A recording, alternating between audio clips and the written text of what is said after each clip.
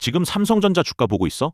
오늘 장 열리자마자 6% 넘게 튀었고 코스피 전체가 6%대 폭등하면서 사이드카까지 발동됐거든. 근데 이걸 보면서 많이 올랐네 하고 그냥 넘기는 사람이 있고 이게 왜 일어났는지 구조를 읽고 다음 수를 준비하는 사람이 있어. 어느 쪽이 돈을 버는지는 굳이 말 안 해도 알지. 오늘 내가 짚어줄 건 단순한 주가 이야기가 아니야.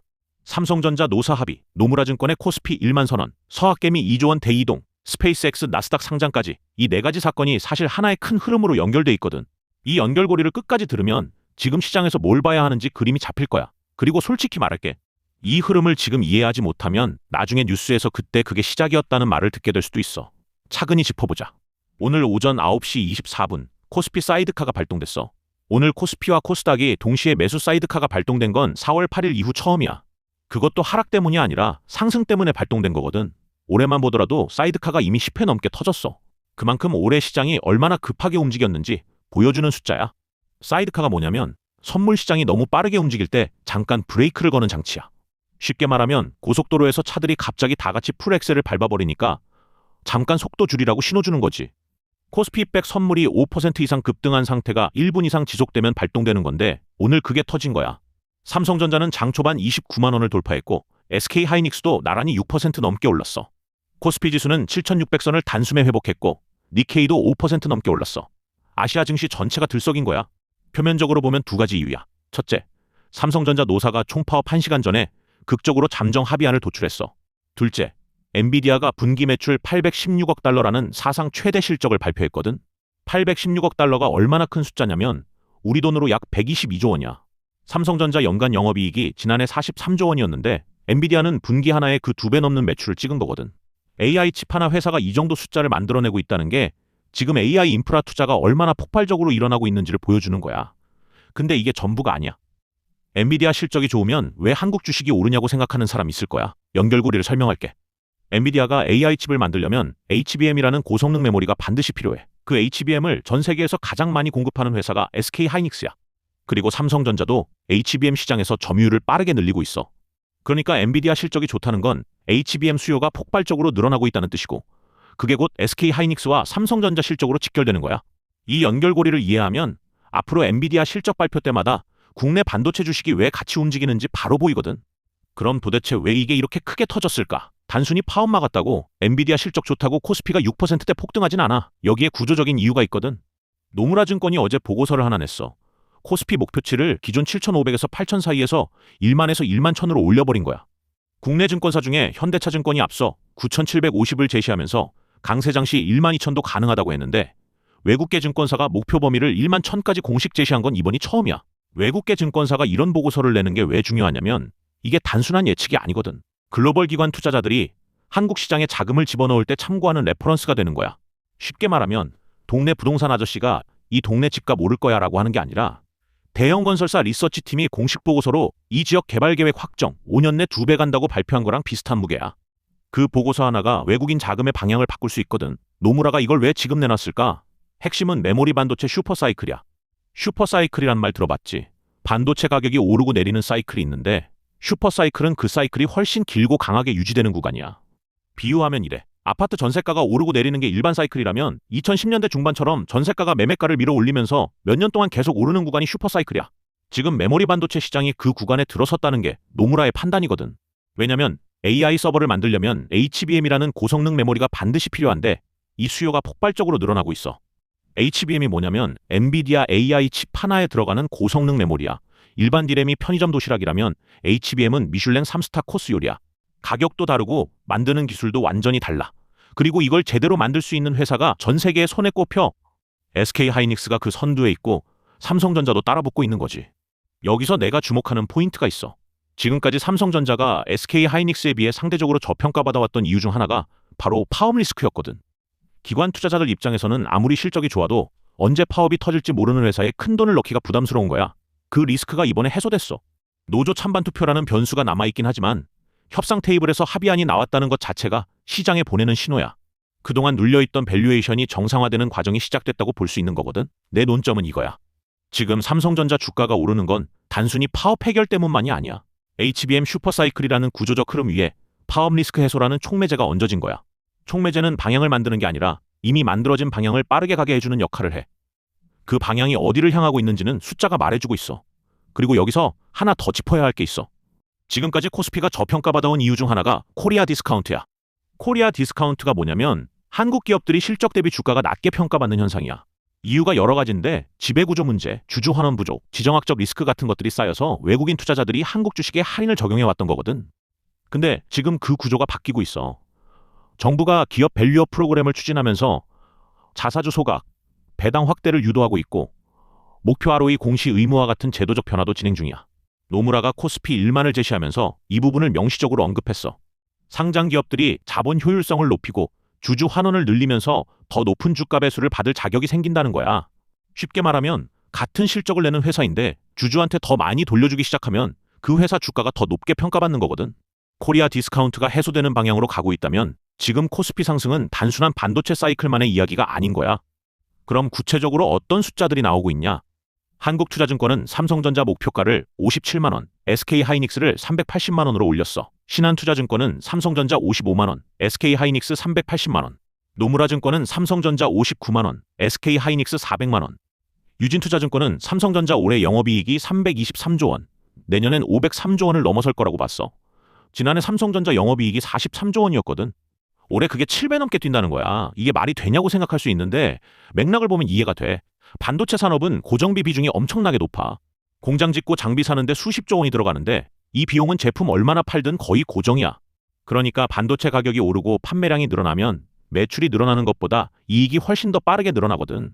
식당으로 비유하면 재료비랑 임대료는 그대로인데 손님이 2배 오면 이익은 2배가 아니라 3배, 4배가 되는 구조야. 지금 메모리 반도체 가격이 오르고 있고 AI 수요로 판매량도 늘고 있어. 이 두 가지가 동시에 일어나면 영업이익이 폭발적으로 늘어나는 거거든. SK하이닉스도 마찬가지야. 유진투자증권은 SK하이닉스 올해 영업이익을 256조 원, 내년 402조 원으로 봤어. 2025년 SK하이닉스 영업이익이 47조 원 수준이었는데 올해 그게 5배 넘게 뛴다는 거야. 그리고 노무라증권이 방산과 자동차도 유망업종으로 꼽았어. 방산은 지정학적 긴장 고조와 국방 수요 확대 수혜야. 러시아 우크라이나 전쟁 이후 유럽 국가들이 국방비를 늘리고 있고 중동 긴장도 여전하거든. 한국 방산 기업들이 수출 계약을 잇따라 따내고 있는 게 이 흐름이야. 자동차는 피지컬 AI와 자율주행 플랫폼으로 변모하는 흐름을 봤어. 기아 목표가를 24만 원으로 제시했는데 자동차가 단순히 이동수단이 아니라 AI가 탑재된 플랫폼으로 바뀌면서 밸류에이션 자체가 달라지는 구간에 들어서고 있다는 거야.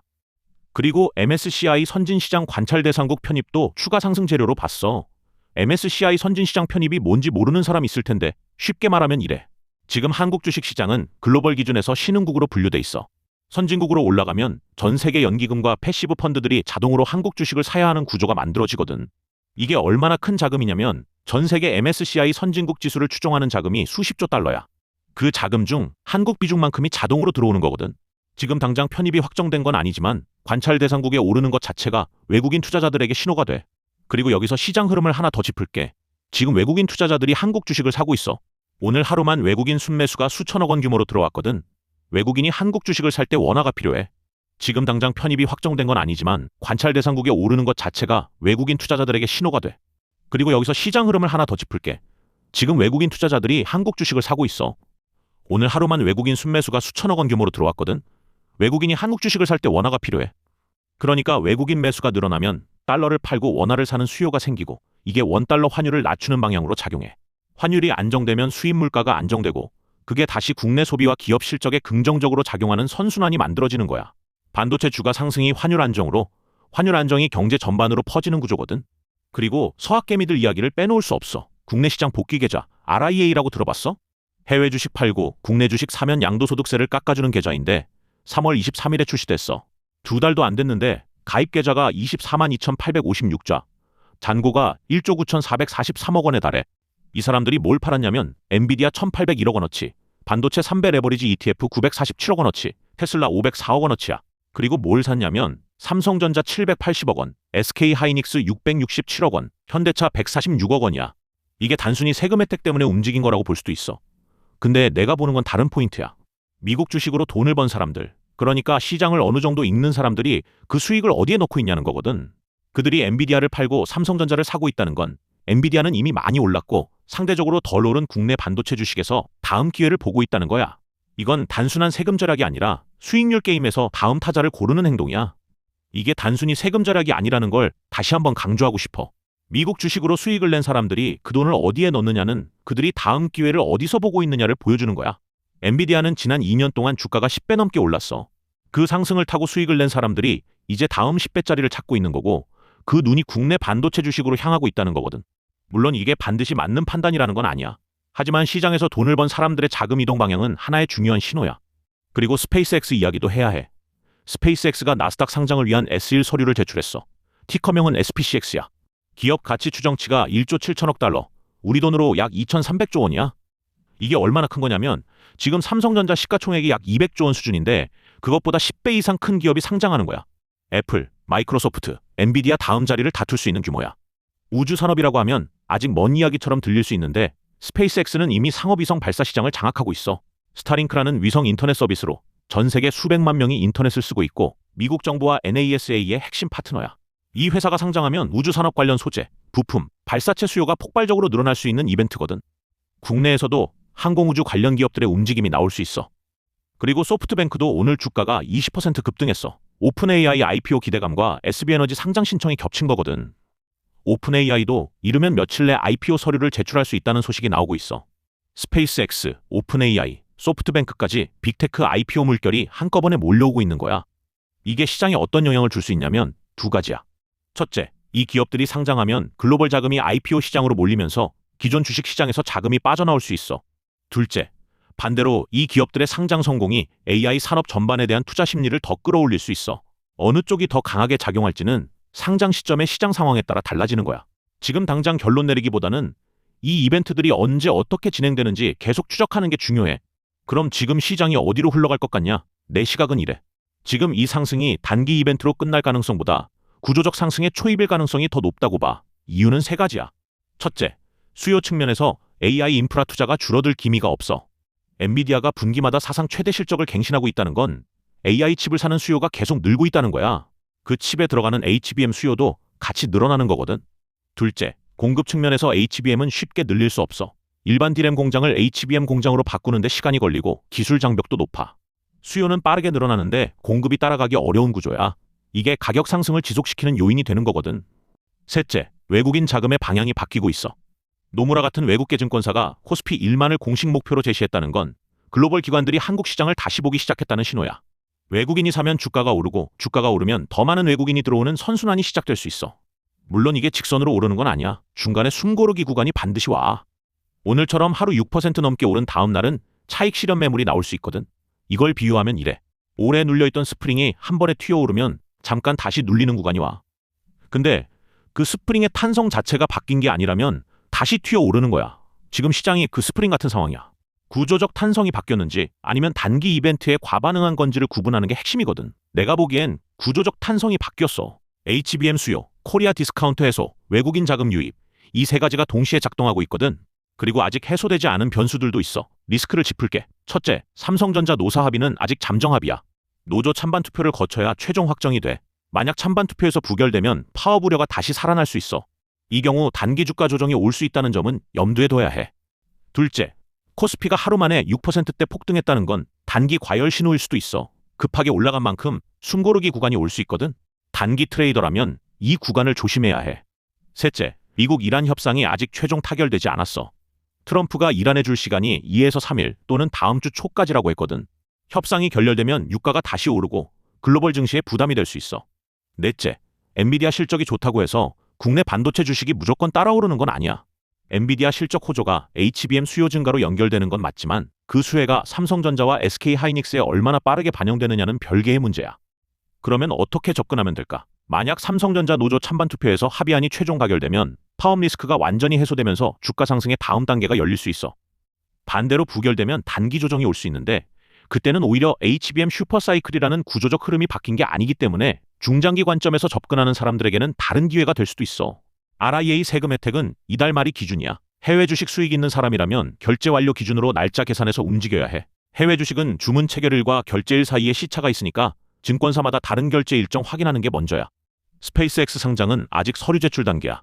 실제 상장까지 시간이 걸리고 그 과정에서 시장 상황에 따라 일정이 바뀔 수 있어. 지금 당장 뭔가를 사야 한다는 게 아니라 이 구조를 이해하고 자기 상황에 맞게 판단하는 게 중요해. 시장은 항상 확실한 사람이 아니라 준비된 사람 편이야. 오늘 내가 짚어준 걸 정리하면 이래. 삼성전자 파업 리스크 해소와 엔비디아 사상 최대 실적이 겹치면서 코스피가 사이드카 발동까지 갈 정도로 폭등했어. 노무라 증권은 메모리 반도체 슈퍼사이클을 근거로 코스피 1만에서 1만 1000을 목표로 제시했고 삼성전자 59만 원, SK하이닉스 400만 원 목표가를 내놨어. 서학개미들은 이미 엔비디아와 테슬라를 팔고 삼성전자와 SK하이닉스로 2조 원 가까이 옮겨놨어. 스페이스X는 나스닥 상장 서류를 제출하면서 역대급 IPO 카운트다운이 시작됐어. 이 흐름들이 단순한 하루짜리 이벤트가 아니라 구조적인 변화에서 나오는 신호라는 걸 이해했다면 오늘 이 영상 본 값어치는 충분히 한 거야. 단기 차익 실현 매물이 나오면서 잠깐 흔들리는 구간이 올 수 있어. 그 구간에서 흔들리는 사람이 있고 구조를 알고 있어서 흔들리지 않는 사람이 있어. 어느 쪽이 되고 싶은지는 본인이 결정하는 거야. 오늘 내가 짚어준 내용들이 도움됐다 싶으면 구독과 좋아요 눌러줘.